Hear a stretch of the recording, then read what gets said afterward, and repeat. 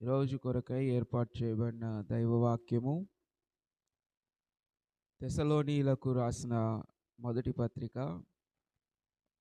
2వ అధ్యాయము 13వ వచనం.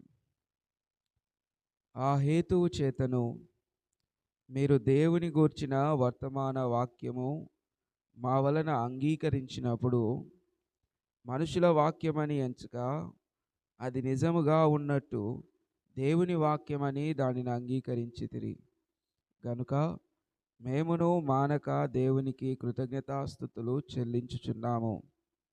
ఆ వాక్యమే విశ్వాసులైన మీలో కార్యసిద్ధి కలుగజేయుచున్నది. ప్రభువునందు ప్రియమైన దేవుని బిడ్డలారా, ఉదయకాల వేళలో దేవుని వాక్యము మనకు జ్ఞాపకం చేస్తూ ఉంది. మీరు వినే వాక్యము ఇది మనిషి చెప్పింది కాదు, మా రక్షణ కొరకు, మా ఆత్మల రక్షణ కొరకు, పరలోక రాజ్యానికి చేర్చుటకు ఇది దేవుడు చెప్పిన వాక్యమని విశ్వాసులైనటువంటి వారు నమ్ముతున్నారు. అందును బట్టి దేవునికి వందనాలంటూ అపోస్తలుడైన పౌలు గారు తెస్సలోనిక సంఘానికి ఈ మాట రాస్తూ ఉన్నాడు.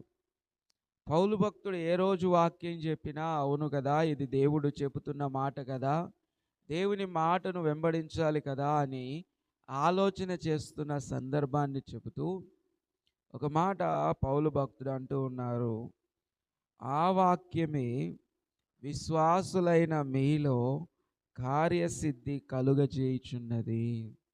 ఉదయకాల వేళలో వాక్యమే మీ జీవితంలో లేదా మన జీవితంలో నిరీక్షణకు ఆధారమై ఉన్నది.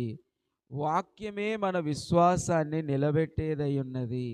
మనం చేయబోయే ఏ కార్యమునకైనా వాక్య ప్రకారం మనం చేయగలిగితే ఇదిగో ప్రతి కార్యములో సక్సెస్ అనేది మన వెనుకాలే మన పక్కనే ఉంటుందని జ్ఞాపకం చేస్తూ ఉన్నాడు.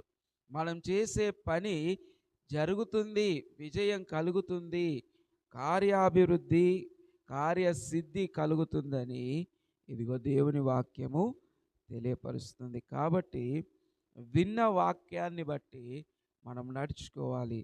అప్పుడు దేవుడు మనతో ఉండి మనల్ని నడిపిస్తాడు. కాబట్టి